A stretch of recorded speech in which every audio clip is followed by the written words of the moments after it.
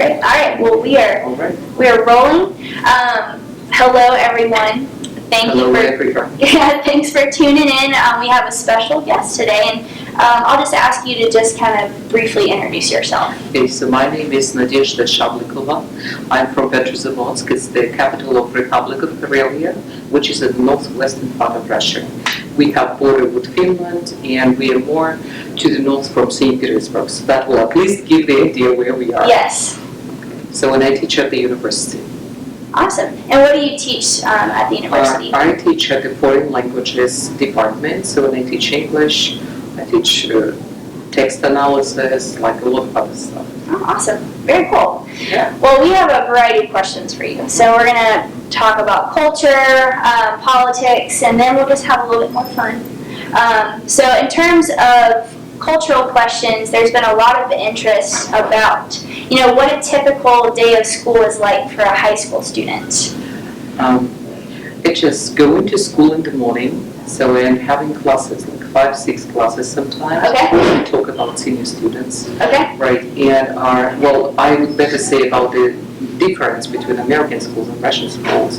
Like the children in Russia, they are in one and the same group almost all the time. Okay. So and they pass like to different grades, and then they go to one class to another class, so they don't have those choices of the subjects.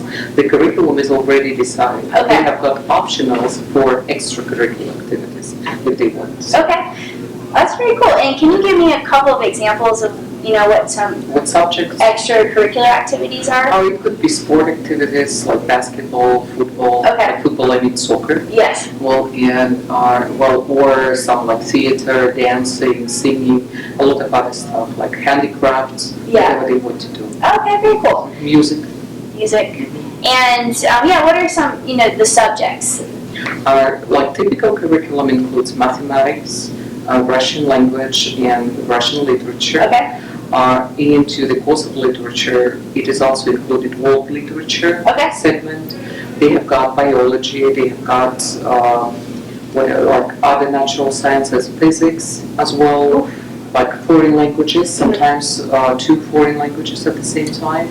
So physical training, something else, because I do not teach at school, so for me it's kind of geography, of course, right? So Absolutely. it's kind of hard to remember now. Very cool. And chemistry, yeah. In terms of higher education, so after high school, what are the options like?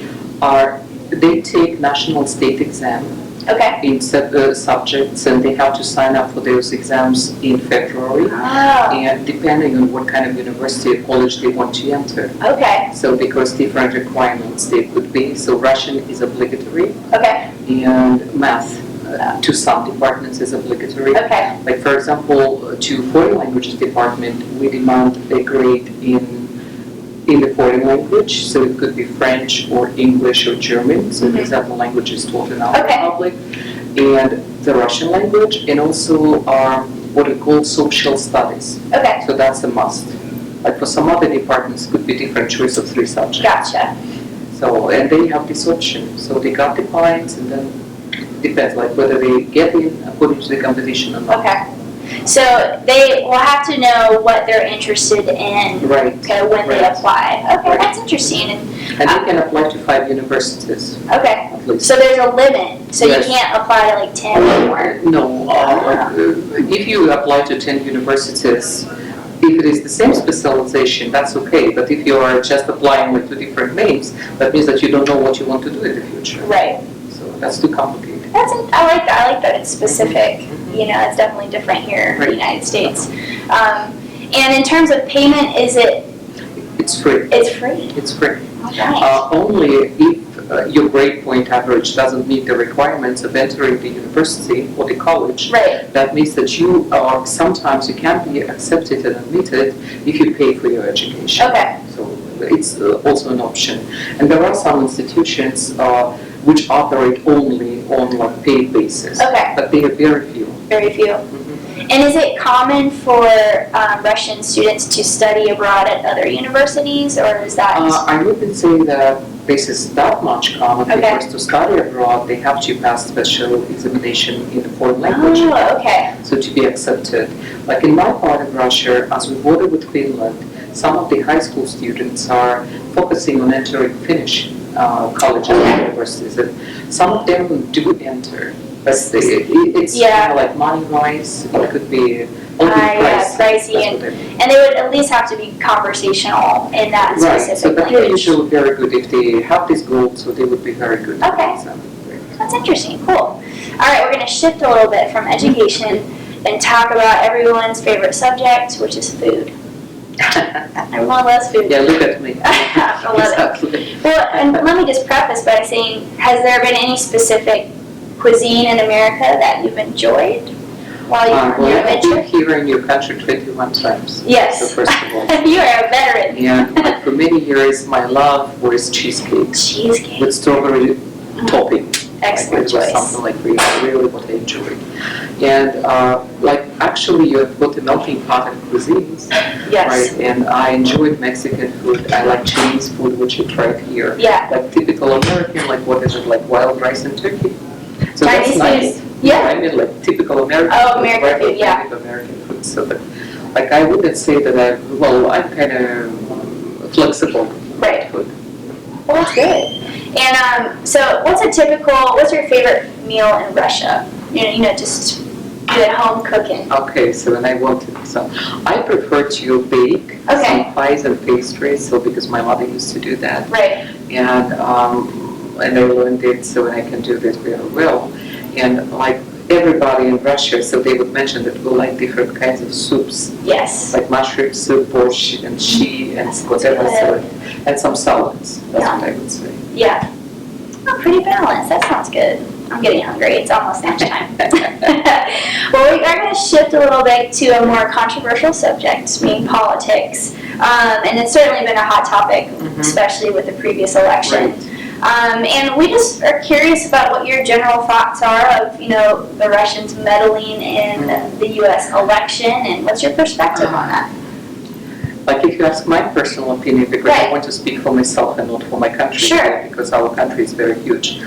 I don't believe in that. Okay. That we missed out in the election. So with your system of voting, like I believe that your president did get the majority of votes. Okay. Especially when you have got that special system which can override the general vote, so that would be complicated.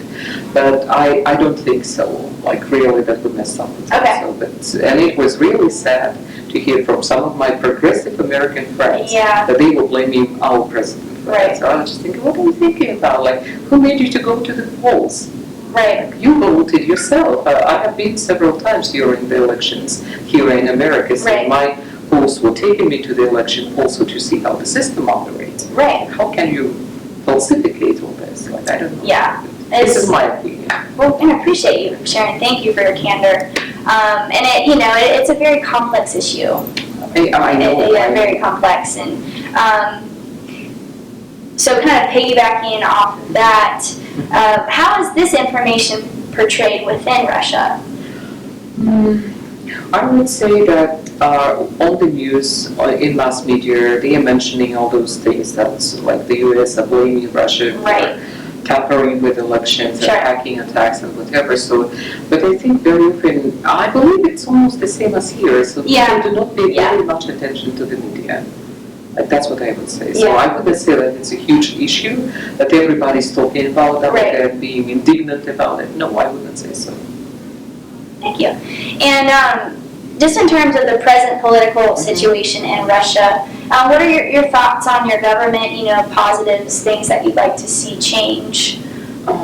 That's a very tough question. That's tough. Really, yes, because now everybody is kind of interested if Mr. Putin is going to run for next election or what, and so on. And he himself is kind of not giving exact information about his plans. And but there are some emerging young politicians whom probably he can rely upon.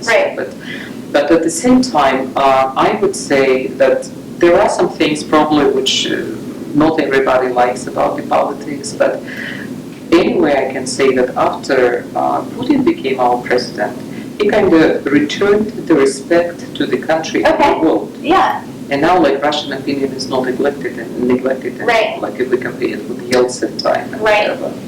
So I think, well, I always hope for the future, like, Sure. which is bright and kind of can make people live in peace. Well, but we don't know. I can agree with that. Can we just all have that? That would be great. Yeah. Well, thank you for sharing those thoughts. And we're going to shift a little bit from Putin to another kind of controversial issue, Russian adoption, which has kind of come up in the media recently. And what are your overall thoughts on And I that? think there are different opinions about that because I'm afraid that we do not cover in the media successful stories of adopted children into America or some other country. Right. And they focus the people's attention only to bad cases, and you are familiar with the bad cases, of course, here, right? People are different everywhere. Right. But I think a lot of Americans whom I know personally, who adopted the kids from Russia, they always adopted the kids with disabilities.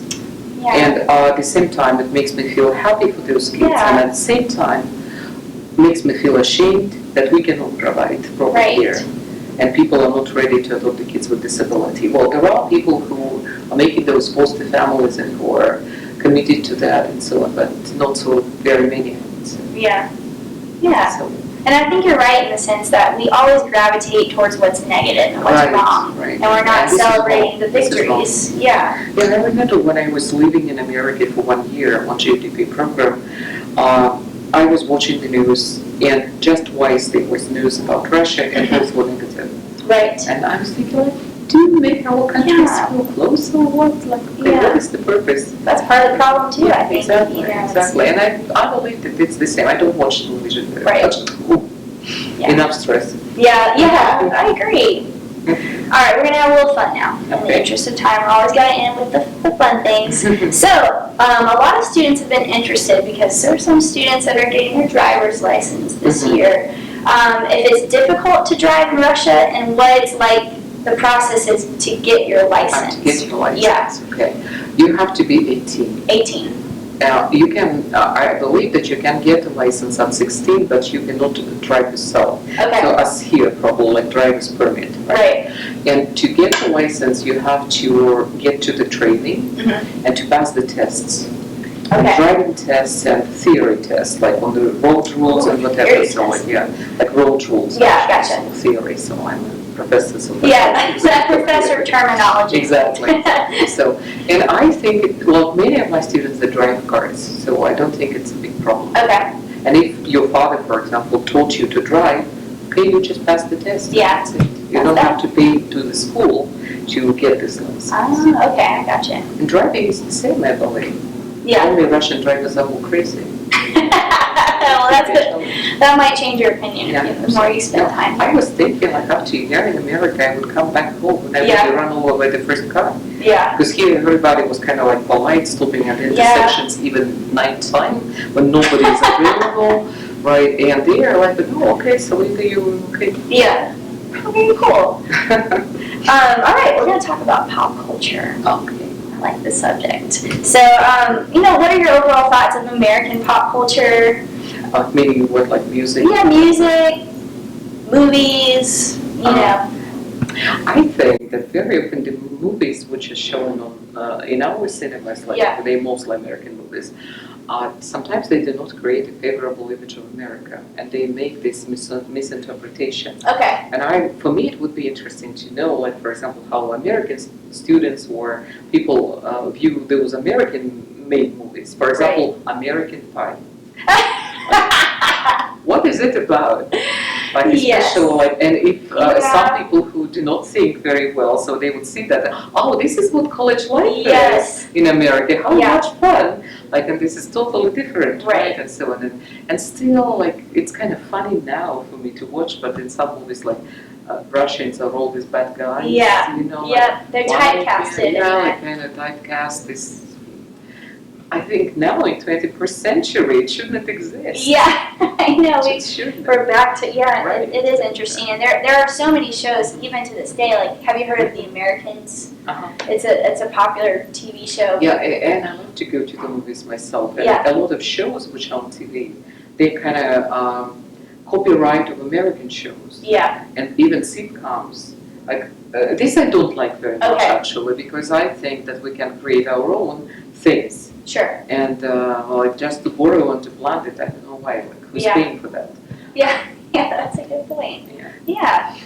All right. Well, we're gonna need a little bit of translation. So there have been some phrases that students are interested in learning in Russian. Okay. So just like a typical greeting. So I would say, "Hey, what's up? How you doing?" Mm-hmm. Do you have an equivalent of that? Yeah, sure. So like the easiest way is to say "привет." Привет. That Привет. "привет" that means hi, hello, Hi, hello. and especially like for teenagers, for school children, that will be "привет." Kind of informal. Yes, very important. All right. Like that. And for like other like more official stuff, you Okay. can say the word "здравствуйте." Ooh, здравствуйте. "Здравствуйте." It's like how do you do like a little more official Okay. situation. Right? Okay. And of course we have this like good morning, like доброе утро, Доброе утро. да, добрый день, Добрый день. добрый вечер. Добрый вечер. Да. Okay. So. I like that. Okay, and so something that's so big in not only North Carolina but the United States are school sports, and we have a lot of pride in our school. And our mascot is unique. It is a bear cat. Mm-hmm. So we have been encouraged to ask you how to say "Go Bearcats" in Russian. That's right. So вперед, Вперед. вперед, go Вперед. forward, like вперед, Bearcats. Okay, and so you would just say Bearcats. Yes, absolutely. So usually in translation, you do not translate their names Ah, because you have to okay. keep them. Otherwise, nobody would know. All right. And especially, I don't know what is Bearcat. Yeah, In Russian. that's also complex. That's right. All right. Well, thank you so much for taking the time to speak to us on a variety It was of a pleasure. issues. And It was a pleasure. great to meet you. You are always welcome here. You are part of this Bearcat family. Спасибо. До свидания. Goodbye. Goodbye.